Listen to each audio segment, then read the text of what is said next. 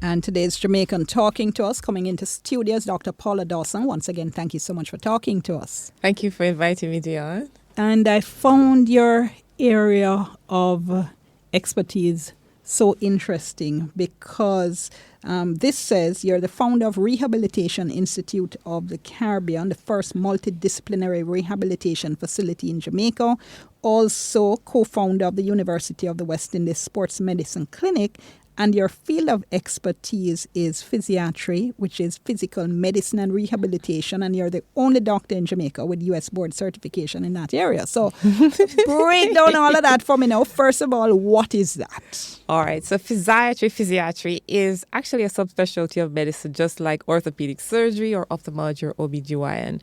In fact, it is relatively new. It was started after World War I, 1921, when you had the veterans coming back from war with injury. So it was initially a military area of medicine until 1952 when we had the polio outbreak, and then you had people getting weakness. So, and then in 1953, as some people might know, Sir John Golding was appointed university lecturer as an orthopedic surgeon. And so physical medicine and rehabilitation, physiatry, is an area of medicine that deals with musculoskeletal problems. What does that mean? Muscle, tendons, nerves, joint function, pain. So I am a musculoskeletal specialist. I also have specialist training in spine, intervention spine. So I love back pain, neck pain.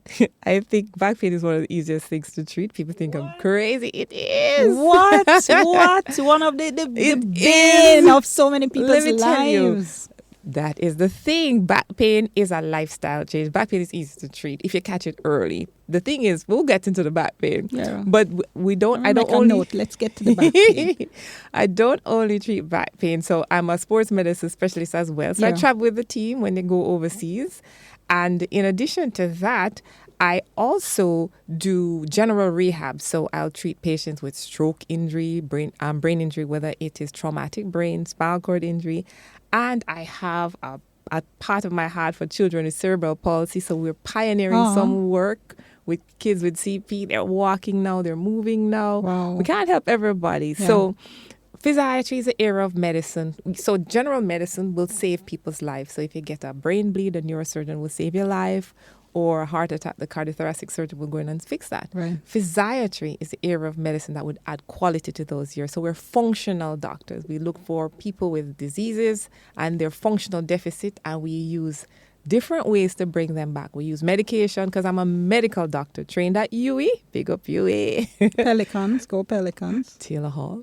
No, I was with you up to that point. Sorry, I'm a Seeker-like, black and white. Oh, what is always that? right? Two So hush, don't mind. Right. But yeah, so what though? Was there any particular event or person that got you interested in this field? I love sports. So I used to play sport at UE. For Taylor Hall first, and then for the University of the West. Rolling my eyes, listeners. Yeah, she is, guys. And then, so I used to play a lot of sports for UE. I captained the UE team.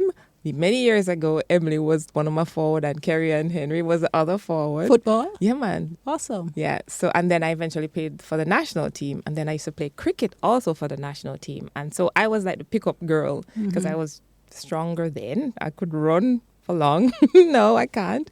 And so out of my interest for sports, and I actually genuinely like people. Okay. I do. Well, sports and interest seem to go hand in hand. They do. And then I also liked old people, geriatrics. And, but I didn't really just want to do that. So the musculoskeletal rehab medicine is a perfect mix to be able to treat young people, weekend warriors like you and I, who are having sports injury when we go out on the weekend, or the national athletes, or high school or college, as well as still be able to treat older folks, children with disability. So I treat a lot of people with disability, as well as, folks like you and I who have pain. But I'm not the pain doctor. People call me that. I am not.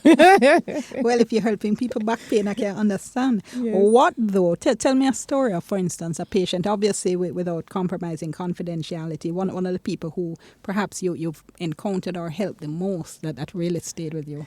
You know which one stayed with me as a child, a baby, a mummy, cerebral palsy. the mummy, her hip was so... And cerebral palsy, for my listeners, Right. Is injury to the brain during the development, usually in utero when you're pregnant, or at the time of delivery, or up to 3 years old. So near drowning infection is where the brain is damaged and it affects your movement, motor primarily, but it can also affect your speech and your vision. And, this you can get some dyskinetic, some unusual movement, right? And so it makes them stiff, a stiffness called spasticity. And so mummy, the leg was so stiff, and we're pioneering a way of injecting them with an alcohol called phenol. And I injected her leg, and I thought she could do better. And mummy came back up and said, "Why are you so happy?" She said, "Me can lap her now." I said, "You can lap her now? What does that mean?" So before, because her leg was so scissored, she could only carry her in front without a bag. Now, after we injected her, she could lap her, hold her at her side with one leg in front and one behind, and carry a bag. So things like that, It sounds so simple, but it's something that must have affected her life so significantly. And that's the thing. So each person's own goal is important, and it is different from the other person. Another thing is you have patients with back pain, and I tell you, back pain, they can't walk. You can't walk, and I do X-ray guided injection in the spine. Well, let me not say in the spine, because Jamaican people don't like to hear that. I use X-ray guided injections to help pain in the back. Let's call it that. And so on the X-ray, I'm trying not to picture that. Exactly. And so it's a safe, very safe space, very safe procedure. And you have patients who can't walk, and immediately after the injection, because we use lidocaine, we numb the area, they have immediate relief of pain. The pain will come back because the lidocaine will wear off, but we use a second medication, the steroid, it's a good steroid, not the anabolic steroid, the anti-inflammatory one, and that will give real relief. And so those are the things that I like to see patients do well. Okay, so you did this overseas, right? Yes, I did. did. In the States. So how different is it in terms of Jamaica, in terms of, what should I say, the kind of difference? No, let me rephrase that. The attention we pay to that here. And let me tell you why I ask. I know somebody, for instance, who is doing a residency in internal medicine in the States. And in Jamaica, I hear doctors say, boy, them would never do internal medicine. It's so depressing. Every morning you come, how much are your patient then dead? And the doctor I was talking to who is studying in the States says it's so different because the outcomes are so different, and there are so many additional ways you can find to help patients. In fact, so you get a cancer diagnosis, it's not immediately seen as a death sentence, Right. even if it's stage 2 or 3, for instance. So that's the context in which I'm asking you. How different do you find we approach those issues here in Jamaica than what you saw when you were studying? All right. So it's resources, primarily the lack of resources. With rehab, you will need, in some instances, a lot of equipment, whether it is a wheelchair or a walker, or even just, for example, I use Botox, botulinum toxin, a lot in the children in the States for hand movement. Even stroke patients where the hands are stiff and the fingers are kind of tight, we inject them using a little nerve stimulator to find the muscle that might be pulling the finger. And so they'll get that. Insurance will pay for that. You can get, that paid for quite easily. One little bottle is $500 US. Sometimes I need 2 for one arm. It wears off in 3 months, and we have to do it again. Okay. Plus, if you need therapy, constant therapy. So in the States, you'll have more acute inpatient rehab. We have mono rehab, which is very good, but that's full. And so, over there... I hear they have a waiting list. And they do. They really do. And so in the States, they have different types of rehab acute. So after you finish your surgery, whatever it is, with a knee replacement, hip replacement, whatever, you will come into first an acute inpatient facility where, like for a simple knee, you'll stay 5 days. 4 hours of therapy every day, like intense therapy, so you go out more independent. That's a little bit different here. And then when you're out as an outpatient... What happens here? You go straight home and try to get physio? Well, yes. The good thing is we have a physical therapy school in Jamaica at EUE, and we have well-trained physical therapists. And so the physical therapist will go to the home, but that's if you can afford it. Right. And then, some patients will come into the hospital, or a lot of patients will come to our facility at Rehab Institute of the Caribbean. But then outside of the acute, then there's a next step, which is 5 days per week. Here, with the resources, lack of resources, it's much infrequent. So as a rehab specialist, we have to be almost like very creative in our way of allowing patients to continue at home. One of the good things is we have YouTube, we have different websites. We have Institute of the Caribbean. We also have a website with some programs that will tell you what to do with some of the issues that you're having, called Rehab Caribbean. And so the difference is resource, personnel, not a problem. Our personnel here, especially the physical therapists, the massage therapists, well trained. It's the lack of resources. Mm-hmm. What about no? I know there are some areas in medicine. You mentioned orthopedics. That is one, Yes. for instance, where you don't have a lot of women. Mm-hmm. This area kind of sounds like it might be the same thing, is it? Let me look back at my training program. No, I think it's Okay. equal. It's equal. It's one of those areas in medicine now that everybody wants to do because it is the quality of life. I must admit, it's not like surgery. No one's going to call you out to deliver a baby at 2 a.m. or something like that. And it's rewarding because patients do well. And so the quality of life and the quality you see in the patient's recovery makes it such a satisfying area of medicine. So why is it we don't have more people here then? Because they get more money overseas. Ah. When I Okay. came back, I got a job offer for $250,000 US, and I came back for $50,000 Oh my US gosh. per year. And I didn't regret. I still don't Okay. regret it at all. Okay. So That struck me dumb, Warren. No, Yeah, I'm but kidding. it's I can true. I can completely understand. Yeah. But let me ask you to say it then. So you wanted to come back because why? Well, I wanted to come back from before I left. So before I left, I wrote a letter to the head of the surgery department, the dean, and the principal. And so the head of surgery was Archibald McDonald. And every single year, and the CMO at the time, Sheila Forrester, every single year I'd write a letter, say, I'm coming back in 4 years. I'm coming back You're in 3 years. kidding me. Dead serious, coming back in 3 years. And when my contract was finished, I was on the plane. I love America. They used to answer you? Yeah, yes, they did. Okay. Yes, they did. In fact, when I came back, Professor Ivor Crandon, I came back without a contract.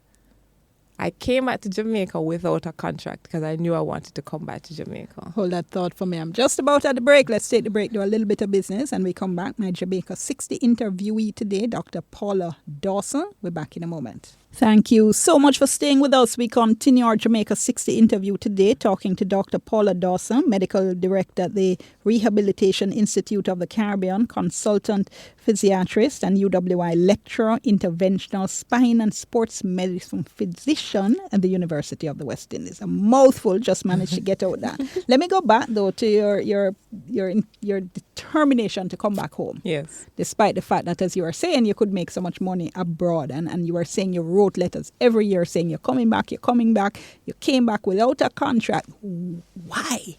That's a good question.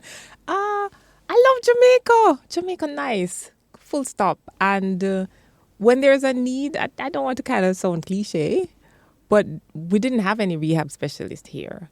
And that was my aim, to be a pioneer, to come back to bring that subspecialty of medicine here. Fortunately, I have the opportunity of teaching the medical students now, first year, and the physical therapy students. And so we're exposing students at the University of the West Indies to this area of medicine. And back in the day, I didn't get that exposure. So why I came back, I really wanted to make a difference in a country where the resource wasn't there, the people weren't there. I saw what a little thing can make, how much a little thing can make a difference in somebody's life. Even though, like something as simple as somebody sitting in a wheelchair and they're kind of have severe scoliosis. They can't afford the boulders and the type of positioning things that overseas, but you use your creativity. You tell somebody, go down to the sponge factory, buy a piece of sponge, buy it like a block, get a dressmaker, make something, like simple creative things that will make such a big difference. You understand? And so I just wanted to come back to make a difference. What was there a kind of period where you were coming back and people weren't quite sure, like what to do with you or where you were, or because that field seemed to have been relatively new here? After how many years though? 12 years, they still don't know. They don't know that I exist. They say, physio who? Physio what? Are you a physical therapist? No, I'm a medical doctor. And so even my friends, because physiatry spans so many areas. So plantar fasciitis starting from your foot, I can treat that. Anything with your ankle, come up to your calf, knee pain, arthritis, inject the knee with different things. Take your blood, PRP, spin it in a centrifuge, put back the platelets in their growth hormone. What? What? So I'm an Spin injection. what in a centrifuge? So there's a relatively new thing. It's not new, but something called platelet-rich plasma. Say, for example, you have arthritis in your knee Right. or your hip, and there are other treatments. We can take your own blood, put it in a centrifuge, take out the platelets, platelet-rich plasma or the platelet-rich fibrin, which is a component of the blood, and inject it back in your knee, and it helps the knee to get better. So Really? yeah. So there's so many areas of medicine, and the thing with physiatry is it overlaps different areas, because the orthopedic surgeon will do this. You have some general practitioners or some radiologists that will do the same thing. The difference with physiatry is we will treat the knee, but if it's not straightforward arthritis, we'll say why. So we're biomechanical specialists. You might have knock knee, you might have pronated, or your foot might be flat, so you're turned in at the leg, and that will create a different kind of pull on the knee. So as physiatrists, we may say, okay, get a heel wedge, which people don't even know that you sell stuff that you can put in your shoes to kind of tilt your ankle in or out, to kind of straighten the knee, to take the pressure off the knee, to take the pressure off the hip, to take the pressure off the back, or even the shoulder pain can come from your foot. And so as biomechanical specialists, we look at you from head to toe, Okay. in addition to treating the problem, which is why so I work with a lot of the sports club, the elite clubs. And so when an athlete comes, you have a hamstring tear, yes, everybody can treat a hamstring tear, but the question is why? Is it just a regular, you push too much, or is it there's some biomechanical problem? For example, when the hip on the right is tight, the hamstring on the left is usually prone to tear. Okay. Just because of the biomechanics. Yeah. These are some of the different things that are physiatry. And that goes further than just stretching? It does, because it goes further than stretching, because when the hip on one side is tight, you can't open your leg wide enough. Okay. So if you can't open one side of the leg, the other leg's going to go further to kind of get there. So sometimes it sounds that sometimes when we see some of our athletes and we say, okay, this one or that one is prone to injury. Correct. You're saying sometimes there are underlying reasons for that. Absolutely. Sometimes some of the clubs, the elite professional clubs, will send them to Paula. And so I say, okay, this is tight, that needs twisting, that needs alignment. So I look at them from head to toe. He may need orthotics, which is something you put in your shoes to change how the shoes, work. I've had an athlete that I said he can't run in sneakers because they have this other thing called 4-foot runners, and he was a toe runner, and he always had foot injury. There's one athlete I said, okay, run him around the track, the opposite direction in the groundwork series, because of how his body was tilted, so he wouldn't have pain, and they trained him in the opposite direction. And then in competition, they would train him straight to prevent him from getting prone to injury. So we're like biomechanical specialists looking at the athlete. And then we do the same thing for you. We do the same thing for you. I might have a patient who has Achilles tendonitis, and it might be just the way how they're driving. Like how Dionne, you're leaning one side. I wonder if you have pain on your left side. See, let me hurry up and stretch and set up straight. And Warren, I will not let her see the knapsack that I carry at this time. I saw it when I came in. and all the other bags. I saw your knapsack. I was like, wow.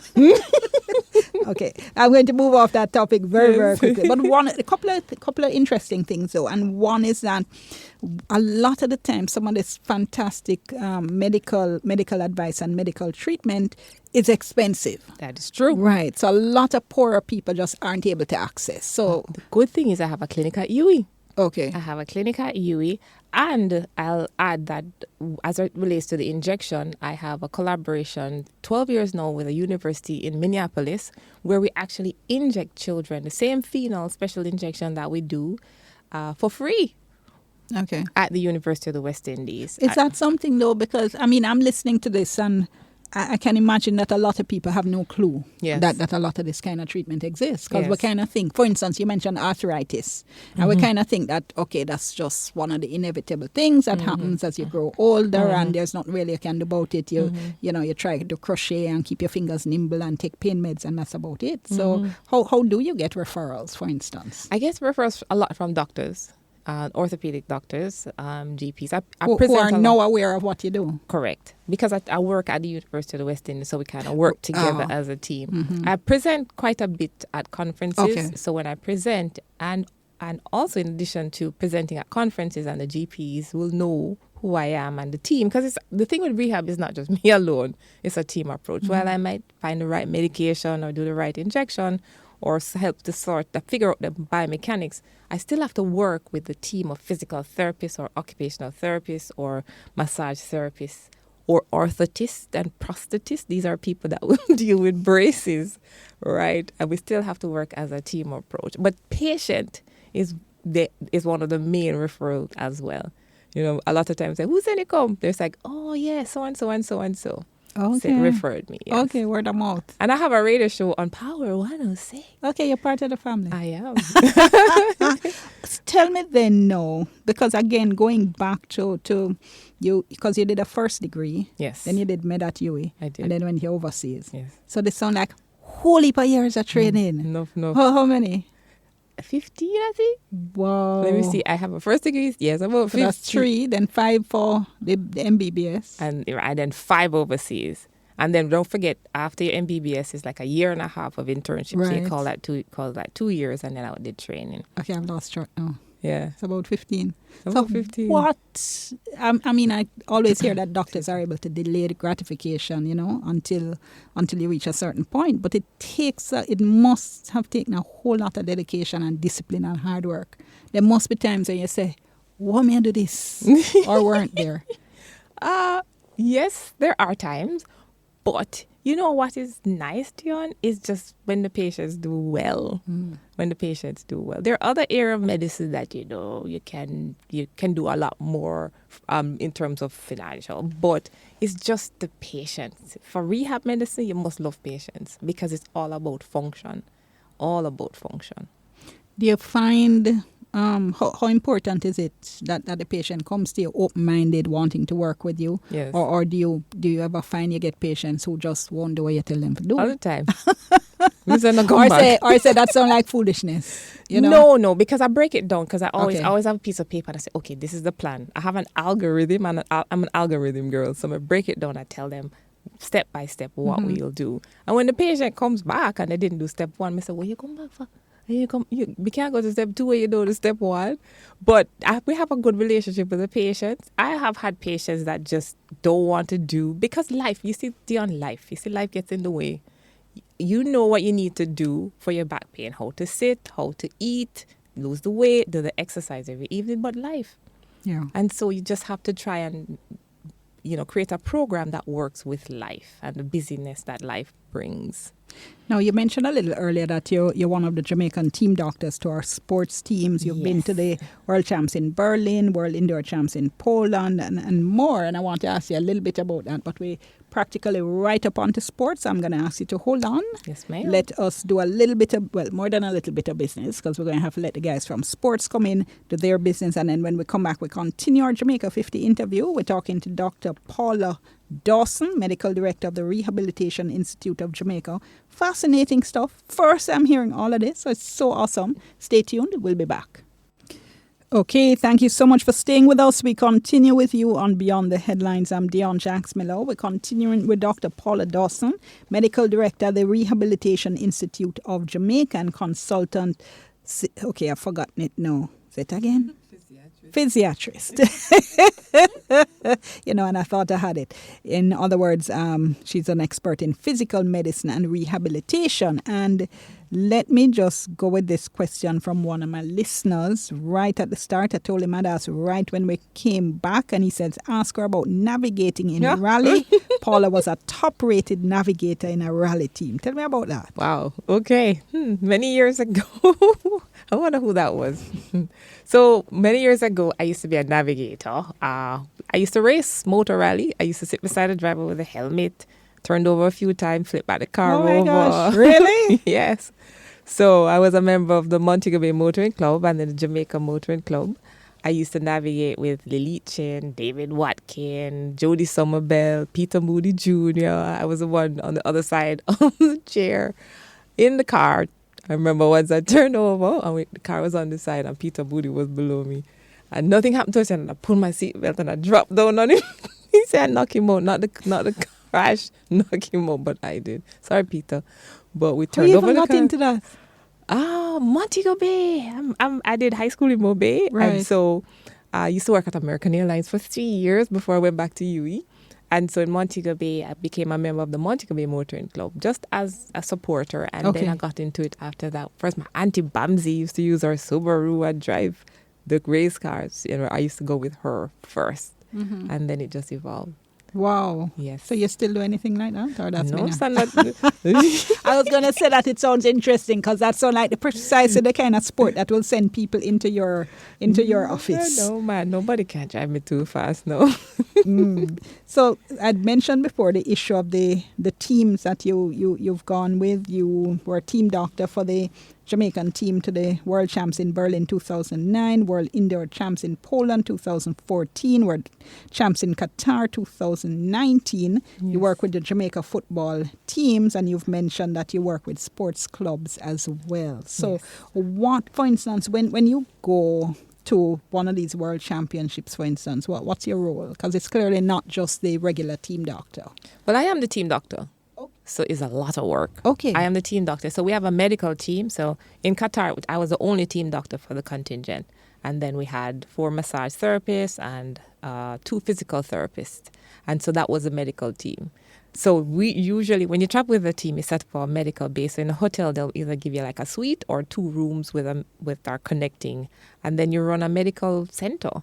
You have your beds, you carry the massage beds, the athletes will come in, you'll have your roster, you'll see them throughout the day for different things, ongoing injuries, new injuries, cough and cold, allergies. So you're still running a regular clinic. Okay. The good thing is when you go to those big facilities, you have the support from the head medical center. For example, if something is more than you can manage, if you need an ultrasound or an x-ray or even an MRI. So some of our athletes, I say, okay, you need an MRI. So I'd have to facilitate that, go with them to get the MRI. In addition to that, we did a lot of monitoring of the anti-doping, the testing, right? Yeah. Just to make sure that the athletes were, taken care of. What's one of your best memories of one of those trips? I know there must be holy, so share with us. It was in Berlin with Usain Bolt when he broke the record. So usually when you make the team, you're the last one, especially the 100 meter, which is the last race, or the 200.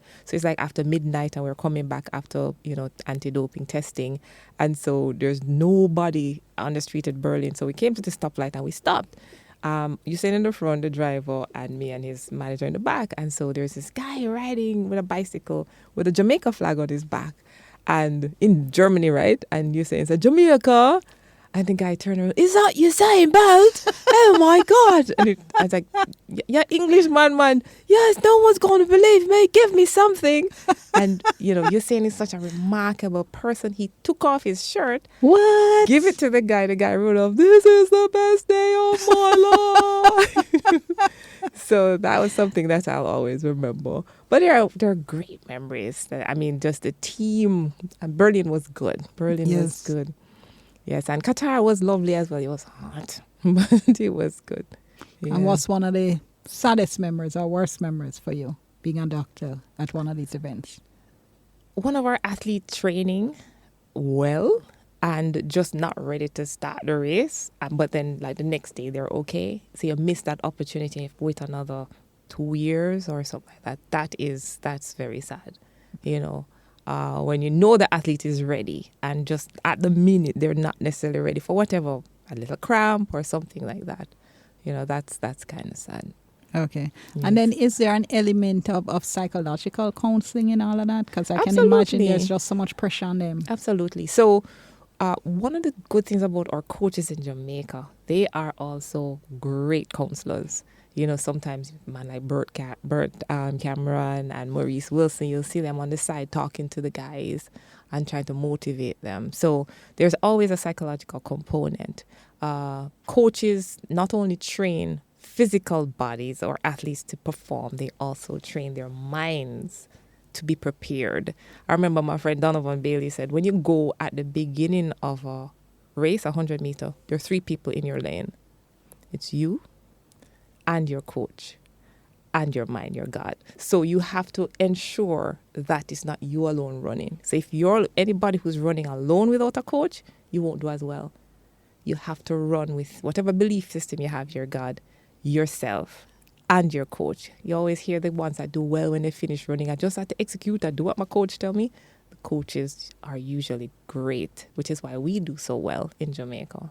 We have the talent, but it also has to do a lot with the coach. Okay. What about, though, again, because you were talking about resources earlier in relation to practice. What about when you look at sports medicine, for instance? Because what you just described there in terms of what our team setups, I'm thinking it's probably kind of, I don't want to use the word basic, but small scale compared to what some of the other countries might have, even though we're so much better. We are a lot better, but yes, there are resources, right? And so, but we make do with what we have. And there's a support system from all the teams.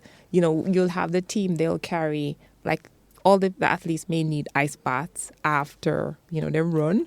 And, you know, back in the day, before we had the boots, the cooling boots to kind of have quick recovery, we used to just dunk ice in the tub. Or we used to buy like a big garbage, a brand new garbage standing bag container, and it's standing there. Oh, that sounds painful. I know, and it was always fun to see who would have to jump out first. You know, whereas the other team, they would have their portable baths and etc. You know, so, but interestingly, I'm glad you asked that question, because I remember when I was in Chicago, because I did my fellowship at Northwestern University in Chicago. And I used to go to the physiology lab, and they used to have all these monitors in the athlete to determine when the athletes peak. However, we don't have that in Jamaica. But you see, like our coach, like Ed Mills and Frano, they know, they have like a gut physiology machine in their belly, so they can know when to push the athletes, when to pull them back, and when to allow them to peak. Because a lot of the thing about training is knowing when to peak. Yeah. So you don't want to and peak. we've seen that with our elite athletes. Right. You can just see them progressing through the season and peaking for worlds. At the right time. So it has something to do with, I don't know, how they recover when they run 10 reps, and how they're breathing, and how they bend over or vomit, because, you know, you train hard, you pop down. And so, you know, all our coaches, I hope nobody don't get upset with me because I never call their names, but I think our coaches, like David Riley too, I think our coaches have that thing, that gut thing, that they know when it is to pull back, when to push, what the groundwork should be to allow them to peak at the right time. Wow, that's fascinating. There's so much in terms of technology that you're not aware of. Yes. But I've always heard that our professionals, you know, do miracles with what we have here. Yes. All right, I'm at the break. Let me do a little bit of business and come back. And when we come back, I want to hear all about this gospel career and recording and whole heap of things. So stay tuned. We'll soon come. Thank you so much for staying with us. We continue on Beyond the Headlines with our Jamaica 60 interviewee for today, Dr. Paula Dawson, medical doctor, former athlete. I'm hearing former rally team navigator and also gospel singer. Tell me about that part of it. Wow. So if you think medicine make me excited, let me talk about God. I'm a born-again Christian. Okay. I go to Transform Life Church. I sing on the worship team. Big up Transform Life Church TLC, 63 Hagley Park Road. And I have a recording studio called Almighty Studio, only for recording gospel music. So it is... No, man, back up. Because how we reach the studio part. So you've been singing all your life? I used to sing when I was little, and then I stopped singing when I went to New York because I was just so busy. Right. And then I started singing again. When I was little, I used to sing everything. In fact, when I used to go to Immaculate, I remember I used to write songs. I wrote this song, I want to dance when I want to dance when I want to dance with you, baby. And so I went to Bob Andy at Tough Gun, and they wanted to produce it. But I was at Immaculate doing sixth form at the time. And back then, you couldn't really that's a big deal, though. But you couldn't really sing. Right. You had to go to school. And then, I was advised to give up my career back then, fortunately. To go sing? To go sing. And so I just stopped singing and then just started doing medicine and working. But then... you never felt tempted? I mean, Bob Andy? Yeah, man. I even go to California one time when my aunt lived and I was singing in a studio, and a guy say, we can make your music go international or something like that. I'm like, no, I'm good. I'm in med school. I came back to Jamaica. You know, so I beg a little a cappella now. No, sir. What? I just sing for you. Yeah, man. Which song I'm going to sing? Any song you like, your favorite? My favorite? All right, we can think about it and come back? Sure. All right. Sure. So what though prompted you to start again? Okay. What prompted me to start again? I started going to TLC, gave my life back to Christ again, started living as a believer. And then I love music. I've always loved music. And music can move a nation, as you know. It can create peace, or it can create excitement, or it can create a mass stampede. You know, so music can move your soul. And so I believe music is a part of, you know, just getting people back into not just church, because church is kind of cliche, getting back into the relationship with God, just understanding, you know, Christianity is not about going to church. It's about a relationship with God. It's about love. God is love, you know. And so I think music is an important part of that message, you know, very important part of that message. So how did the studio come about now? Okay, so... Because most people just okay with go church for Sunday or Saturday and sing. All right, so, well, you know, it's a part of my ministry. It was laid on my heart. So the studio is literally, it's a high-end studio, I must admit. People tell me it's a high-end. People come there and it's like, wow. Like, so I actually hired people to design the studio. So I didn't just do it myself. And so the Lord laid it on my heart to create a studio for gospel artists who wouldn't necessarily be able to afford a high-end studio, or may not get the opportunity based on the schedule to go to the studio. So they come to a place where the Holy Spirit is there. The Holy Spirit is there. You come, it's peaceful. We have people coming in like Rondell Positive. Kevin Donzel was there the other day. We have Machine Mays, Alicia Taylor. We have different people who come through. And so it's in a place where, you know, you come, you want to just worship. So it's a place of worship, but where you can worship, we also have good microphones. Our drum set have like 13 microphones. Whoa, that's serious. Yeah, man. Even, you know, I was telling somebody the other day that the construction, I can build a studio now because it took me 3 years. Even the glue in the wall, I imported the glue. It's called green glue, right? The fabric on the panel, I imported the fabric from Maine of a place in Maine, right? Guilford of Maine. And it's a special type of fabric that breathes the sound. And so you have great acoustics there. The music there is clean. You know, if you have a keyboard that wants like 5 channels just for the keyboard, or even 8 channels. So we have a 32-channel mixing board. So you can separate and mix the music and get nice, clean first world music. Cool. Yeah. So you record yourself as well, or it's mostly to facilitate other artists? Mostly to facilitate other artists, but I have enough songs written. I just can't find the time yet. Nice. Just can't find the time. Nice. And what does music do for you? Music calms me, but at the same time it excites me. Kind of oxymorony. So they're different music for different purpose, right? And so music for me, it allows me to connect with what's inside. You know, it calms and excites. That's a wonderful thing about music. One of my listeners is saying how much she's enjoying the interview and saying, I really love the spirit of this woman you're talking to. Relatable, bright, fun, human. Good Jamaica 60 interview. Thank you so much, Judy. So you've done so much though. So I mean, what's next? I want a rehab center. I want a proper rehab center where I can have a bigger one, man. So because I'm looking and I'm seeing here medical director of rehabilitation institute. So I want a rehabilitation city. I want a place where we can bring city. You just said city. Yes, I actually did. I'm serious. No, man, I know you are. Over here, talking into me. So you drive in through the driveway, and it's all rehab, not just my facility, everybody there. You know, other physical therapists independent of me. If you want to get proper rehab, if you want rehab equipment, that's where you go. I'm praying that the Lord, if it's in His plan for me to have a facility where we have inpatient rehab that I alluded to before, where patients can come in and get the intense rehab and then go home, or more intense outpatient rehab. Affordable. That's key. Affordable. That is my hope. So how far are you with that dream, though? I mean, are you at the stage where it's still kind of a dream? I want to get to this one day, or do you reach a stage where you're driving around looking for property? I have an executive summary, and I spoke to 3 real estate agents already. I knew it. I don't know how we're gonna do it, but you have to take those steps. Yeah. I met with a bank already as well. Already. You're far down the road. Yeah, but it's only for money, so we don't know how to go work.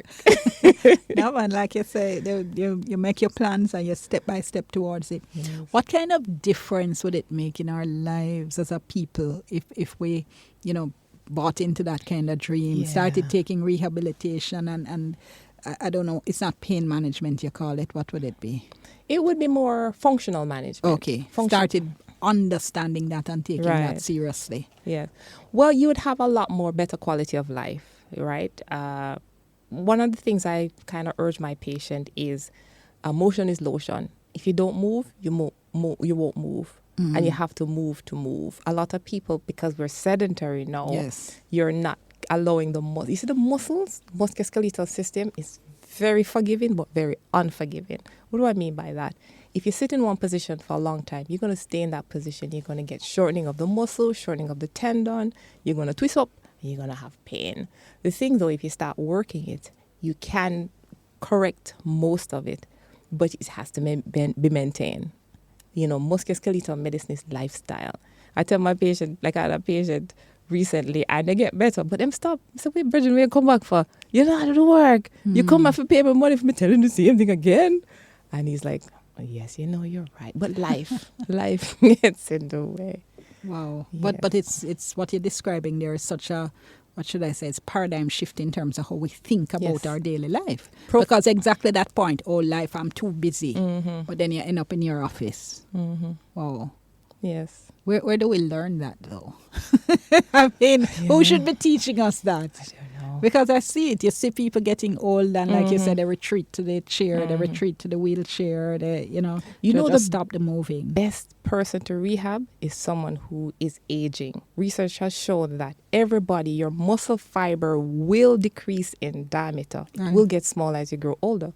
If you exercise, you prevent that from happening. So you stay stronger longer if you continue to move. You have to exercise, and that's key. Okay. Yes. Before I run out of time as well, Jamaica at 60. Yes. How do you see us? I see us as a nation that should look more at the disabled.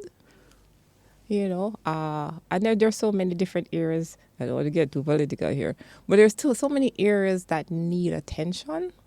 And sometimes the disabled, the persons who have pain, are the ones who don't necessarily always have a voice. I know my good friend Floyd Morris, it has been doing such a great job in terms of disability rights, etc. But I find, you have different people and they'll have different callings. In my line of work, my passion is function and disability. And so at Jamaica at 60, I'd like to see us have more facilities for disabled people for functional rehabilitation. Not only the resources, not just to give them wheelchair or walkers or braces or etc., but just for them to come in daily to get the education and the therapy that they need. So is it that we have people who are disabled but who have a lot less functionality than they should? Absolutely. Wow. Absolutely. I was in clinic earlier this week and I was like, Lord Jesus, if it's your will, just give only for money for build this center, because I had a little child and the mom is working but she can't manage to do the basic stuff that she needs to do. And if she could stretch the child a little way that I teach her, the child would be walking better moving better or wouldn't have the problem. So it's just a little bit that you can do that can make such a big difference. You must see so much every day that I do. You want to bang your head and say. I do. I was in my life group last night and my leader said, well, you need to pray to make sure that everything you must take on, because you can't take on everything. That which is true. Yeah, because in fact, you've done a lot of, you mentioned that, and you've done a lot of work with the disabled community as well. 2012 nominee for National Disability Award. So Yes. I can see that the community is very close to you. Yes. So, Yeah. and again, that's a community that is disproportionately poor because of the lack of access in many cases to educational Yes. opportunities. Yes. I mean, I learned the other day, I was absolutely amazed. I was interviewing representatives of the deaf community who were saying to me that somehow I just thought if you are a disabled student, you would have more access to things like financial awards, scholarships. And they were saying no, because there aren't scholarships specifically for disabled kids. So they're competing with able-bodied kids who have so much more on their resume, and it's that much more difficult. So, Yes. so there are just so many areas in which we need to fix. Improve. So for you, that's one what we'd fix. Yes, ma'am. What's good for you about Jamaica at 60? I think the heart of the people, in that they know what is right. We don't always do it, but knowing what is right. And, Jamaica, they always say Jamaica has the most churches per square mile. And we're just praying that the church will step up. Lord, I hope I didn't get in trouble with that. Okay, we'll continue to do what they're doing in terms of helping to transform the nation, transform the minds, transform the nation, take back our community, take back our territory. And today's Jamaican talking to us, coming into studios, Dr. Paula Dawson. Once again, thank you so much for talking to us. Thank you for inviting me, Dionne. And I found your area of expertise so interesting because this says you're the founder of Rehabilitation Institute of the Caribbean, the first multidisciplinary rehabilitation facility in Jamaica, also co-founder of the University of the West Indies Sports Medicine Clinic, and your field of expertise is physiatry, which is physical medicine and rehabilitation, and you're the only doctor in Jamaica with U.S. board certification in that area. So break down all of that for me now. First of all, what is that? All right, so physiatry is actually a subspecialty of medicine.